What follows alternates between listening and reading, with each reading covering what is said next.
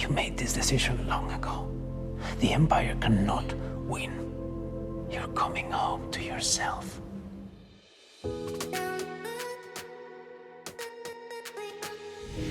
Hello and welcome back to another We Ourselves video, and today I want to talk about Ryan Coogler again, and this narrative is that he is still in his feelings over Chadwick Boseman's death, and that's why he is continually making the decision to never bring T'Challa back. I'm going to talk about that because I do not think that is true at all.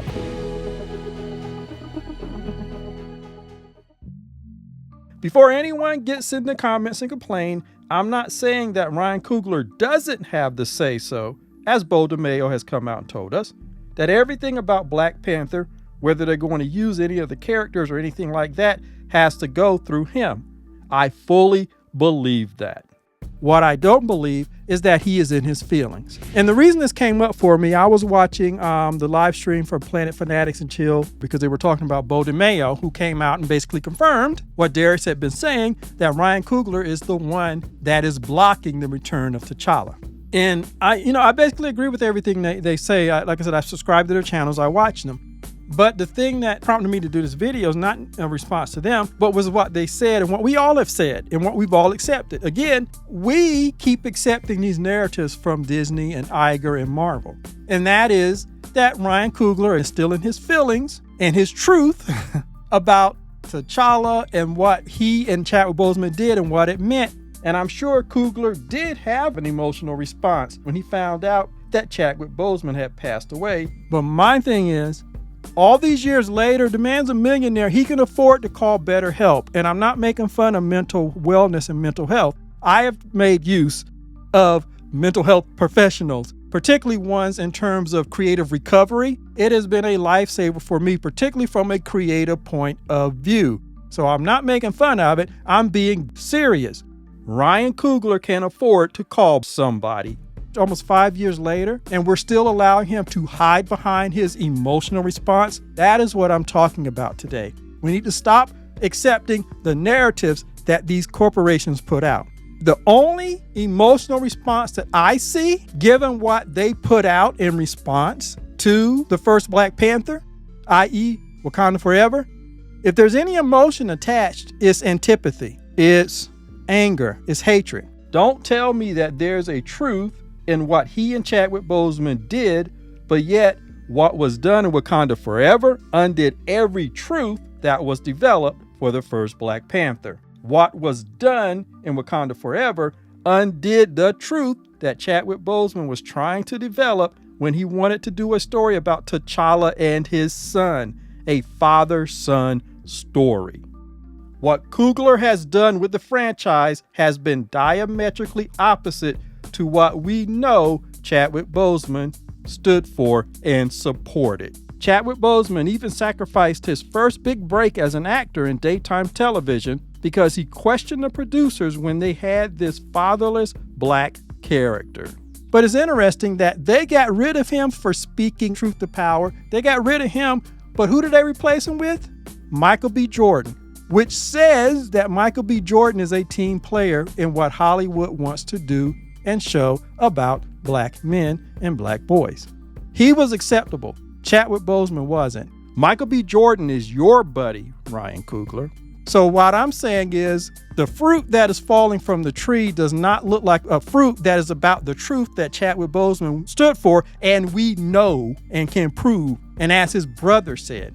So I'm sorry, but people need to stop letting him off the hook saying that this is an emotional thing. It is not. It is calculated. And the recast T'Challa movement was proven right when we started seeing how far they were going to go to remove T'Challa from other mediums. They're messing with them in the comics. They took him out of X-Men 97, directly contradicting not only what Chadwick Boseman stood for, but you're contradicting the work of all the Black animators who went through all those links to put T'Challa, the Black Panther, in there when they couldn't openly call him Black Panther. You're undoing what generations of Black creators have done. So no, we should stop repeating that false narrative. There is no emotional response. Everything he is doing is calculated and is done at the behest of Disney. Yes, Disney Kevin Feige are allowing Coogler to be the one who makes the decision on whether T'Challa comes back because Kevin Feige, Marvel, Disney are using Coogler for cover. Like Nate Moore said, that 5-minute meeting wasn't about this decision not to recast. He said that never even came up in the meeting. That was never in consideration. The reason they met was to decide what they were going to do going forward, which means that the 5-minute meeting was to tell the higher-ups what they were going to do. The decision had already been made. And so at this point, it's not emotional for this man. He is making a decision which is in line with what the people at Disney and Marvel want. He's a team player. Michael B. Jordan is a team player. Again, the only emotion that I see is antipathy and hatred for what Chadwick Boseman stood for. That's the only way you can justify giving his character an illegitimate, now fatherless son, an unmarried mom. We know Chadwick Boseman was not about that, particularly with this character. So why would you do that? Why would you not bury his body in Wakanda? Why wasn't there a memorial for their fallen king? Why wasn't there a whole section for all the kings and queens that have already passed away? Other cultures, they have places where their kings and queens are laid to rest. But for Wakanda, they fly his body off somewhere, don't even show you where they take it. And then when the Queen Mother dies, they just bury her in an unmarked grave in the woods. I don't know about you, but that's really disrespectful. Then you take T'Challa's burial shroud, which means you ripped it off his body, and you took it thousands of miles away and set on a nondescript beach and you burned it. Everything Nate Moore and Ryan Coogler did in Wakanda Forever was designed to negate what happened in the first Black Panther. So we need to stop accepting the narrative. Ryan Coogler is allowing himself to be used as a cover for Nate Moore, which is a cover for Kevin Feige, which is probably a cover for whoever's above them. Because we know the real money people have said privately that they didn't want to have to watch a black movie. That is the real reason why this stuff is happening, not because he is in his feelings. They are using him to talk about his truth and all of those things, while the things that he do, even the type of movies he does outside the MCU, contradict what Chadwick Boseman stood for in his life, contradict what Derek Boseman, his brother, says. So please, please, please, and it feels like this is a reoccurring theme with all my videos, let it go. No, you're still holding on. Let go. Stop repeating their narratives. A lie repeated often enough becomes the truth. We have allowed it to become part of our narrative, that he's just emotional, or he was emotional at the time. Even if he was emotional at the time, it's 5 years later. Why is he holding to that same outburst that he had then? Has he not grown since then? Black Panther is the highest grossing solo superhero film in the history of American cinema. In fact, let's just look at this. This is what I pulled up on the numbers. And so the only two movies that come close to reaching Black Panther's level, solo superhero movies, is Dark Knight and The Dark Knight Rises, both of which were done by Nolan, which, by the way, Ryan Coogler has sought technical help from in bettering his cinematography. I think that's interesting.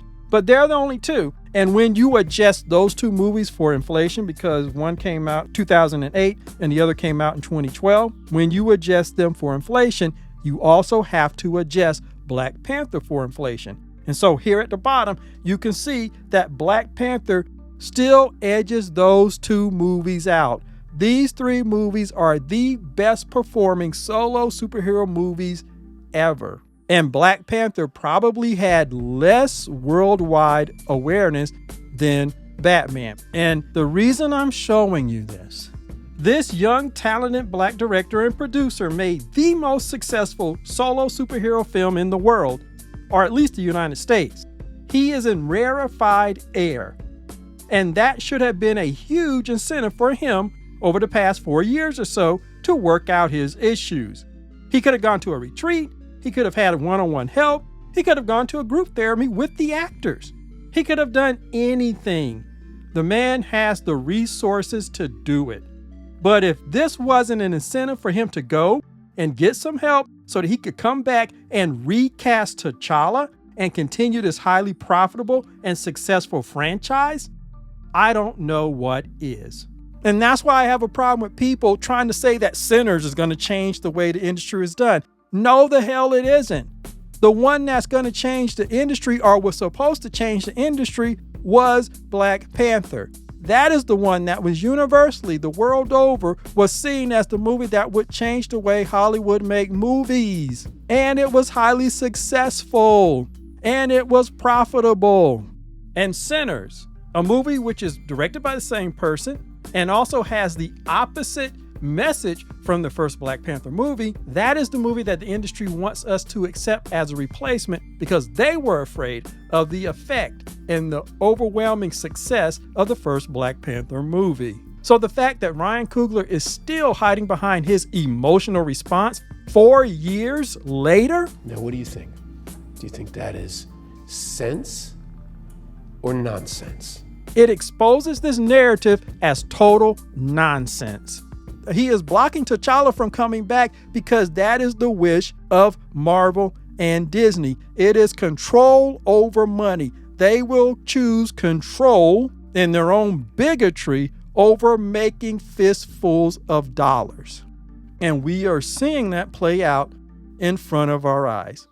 And just like they're trying to use Sinners as the replacement movie by Ryan Coogler that's going to change the industry, they want to use T'Child, Toussaint, as a replacement for the real T'Challa who has a built-in history which they don't want to have on screen.